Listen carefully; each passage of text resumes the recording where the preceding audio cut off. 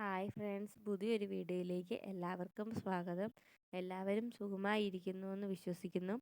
ആരെങ്കിലും എൻ്റെ channel subscribe ചെയ്യാത്തതുണ്ടെങ്കിൽ ഒന്ന് സബ്സ്ക്രൈബ് ചെയ്ത് സപ്പോർട്ട് ചെയ്യണം. ഇന്ന് ഞാൻ ഉണ്ടാക്കാൻ പോകുന്നത് കോളിഫ്ലവർ ബജ്ജിയാണ്. എല്ലാവർക്കും, കുഞ്ഞുങ്ങൾ തൊട്ട് വലിയവർ വരെ എല്ലാവർക്കും ഇഷ്ടപ്പെട്ട ഒരു വിഭവം തന്നെയാണിത്.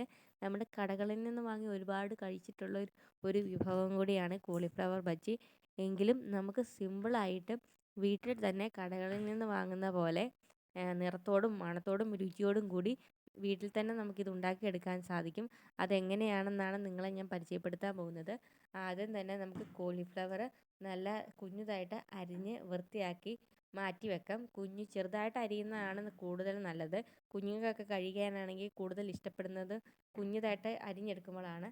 അതിനുശേഷം നമുക്ക് ഒരു പാത്രത്തിൽ കുറച്ച് വെള്ളം ഒഴിച്ച് ഉപ്പും മഞ്ഞൾപ്പൊടിയും ഇട്ട് തിളപ്പിക്കാൻ വെക്കാം. കോളിഫ്ലവർ എപ്പോഴും വേവിച്ചിട്ട് വേണം എന്തിനാണെങ്കിലും ഉപയോഗിക്കാൻ. ഉപ്പും മഞ്ഞൾപ്പൊടിയും ഇടുന്നത് അതിൻ്റെ എന്തെങ്കിലും വിഷാംശം ഉണ്ടെങ്കിലോ കറയുണ്ടെങ്കിലോ അതൊക്കെ പോകാൻ വേണ്ടിയാണ്.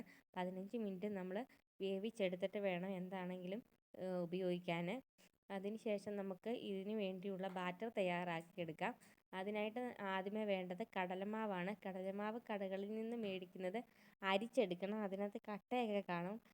കട്ട ഇരുന്നാൽ നമ്മൾ വെള്ളം ഒഴിച്ച് ഇളക്കുമ്പോഴത്തേനും കട്ട കെട്ടിക്കിടക്കും. അതുകൊണ്ട് അരിച്ചെടുക്കുന്നതാണ് കടലമാവ് നല്ലത്. കടലമാവ് എടുത്ത ശേഷം നമുക്ക് അതിലോട്ട് കുറച്ച് മുളക് പൊടി ഇടണം. എരിവ് കൂടിയ മുളക് പൊടി ഇടരുത്. എരിവ് കൂടിയതാണെങ്കിൽ കുറച്ചും, എരിവ് കുറഞ്ഞതാണെങ്കിൽ ഇത്തിരി കൂടുതലും ഇടാം, കളറിന് വേണ്ടി. മുളക് പൊടി ഇട്ട ശേഷം നമുക്ക് കുറച്ച് ഗരം മസാല ഇടാം. ഗരം മസാല ഇല്ലെങ്കിൽ ചിക്കൻ മസാലയോ അല്ലെങ്കിൽ ഇറച്ചി മസാലയോ ഇടുന്നതായിരിക്കും കൂടുതൽ നല്ലത്. എന്തായാലും ഗരം മസാല ഇല്ലെങ്കിൽ ചിക്കൻ മസാലയോ അതിൻ്റെ ഒരു ഫ്ലേവർ ഉള്ളത് ബജ്ജിക്ക് കൂടുതൽ ടേസ്റ്റും മണവും ഒക്കെ കൊടുക്കും. അപ്പം അതില്ലെങ്കിൽ നമുക്ക് ചിക്കൻ മസാല ആണെങ്കിൽ ഉപയോഗിക്കുന്നതിൽ കുഴപ്പമൊന്നുമില്ല. അതിനുശേഷം നമുക്ക് കുറച്ച് കുരുമുളക് പൊടി ഇടണം. കുരുമുളക് പൊടി ഇട്ട ശേഷം നമുക്ക് കുറച്ച് ഉപ്പിട്ട് കൊടുക്കാം. ഉപ്പിട്ട് നമുക്ക് വെള്ളം ഒഴിച്ച് ഇളക്കിയെടുക്കണം. പ്രത്യേകം ശ്രദ്ധിക്കണം, കടലമാവ് അരിച്ചെടുത്തില്ലെങ്കിൽ വെള്ളം ഒഴിച്ച് ഇളക്കിയെടുക്കുമ്പോൾ കട്ട പോലെ കിടക്കും. അല്ലെങ്കിൽ കുറേ ഉണ്ടെങ്കിൽ നമുക്ക് മിക്സിക്കകത്തിട്ടൊന്ന് ഒറ്റയടി അടിച്ചെടുത്താൽ കറക്റ്റ് നല്ല പരുവമായി കിട്ടും. നന്നായിട്ട് വെള്ളം പോലെ ആക്കിയെടുക്കല്. വെള്ളം പോലെ ആക്കിയെടുത്ത് കഴിഞ്ഞാൽ ഈ കോളിഫ്ലവറിൽ മിക്സ് ആവാൻ വേണ്ടി പാട് വരും. ഇപ്പം ഞാൻ കുറച്ച് മാത്രം കോളിഫ്ലവർ എടുത്തിട്ടുള്ളത് കൊണ്ട് മൊത്തം ഇതിലിട്ട് ഇളക്കി ഒരു 5 മിനിറ്റ് വെക്കുകയാണ് ചെയ്യുന്നത്. കൂടുതലുണ്ടെങ്കിലും ഇങ്ങനെ ചെയ്യുന്നതിന് കുഴപ്പമില്ല, അല്ലെങ്കിൽ ഓരോന്ന് മുക്കിയെടുത്ത് എണ്ണയ്ക്കകത്തിടുന്നതിലും കുഴപ്പമില്ല. എങ്ങനെ വേണമെങ്കിലും ചെയ്യാം.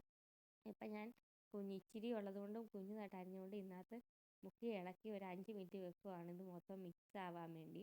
അതിനുശേഷം നമുക്ക് എണ്ണയിലോട്ടിട്ട് വറുത്തെടുക്കുന്നതായിരിക്കും നല്ലത്.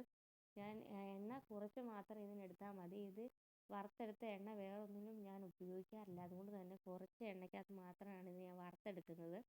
കുറച്ച് എണ്ണയ്ക്കകത്ത് പെട്ടെന്ന് തന്നെ വറുത്തെടുക്കാൻ പറ്റും. കാരണം കോളിഫ്ലവർ ഉള്ളു മൊത്തം വെന്തതാണ്. നമ്മൾ വേവിക്കുമ്പോൾ തന്നെ പകുതിയോളം വെന്തിരിക്കും. അത് കഴിഞ്ഞ് ഇതിനകത്തിട്ട് അധികം വേവിക്കേണ്ട കാര്യമില്ല. പുറത്തെ കോട്ടിങ് മാത്രം വെന്താൽ മതി. എന്നിട്ട് ഈ ബ്രൗൺ കളറാകുമ്പോൾ നമുക്ക് വാങ്ങിയെടുക്കാം.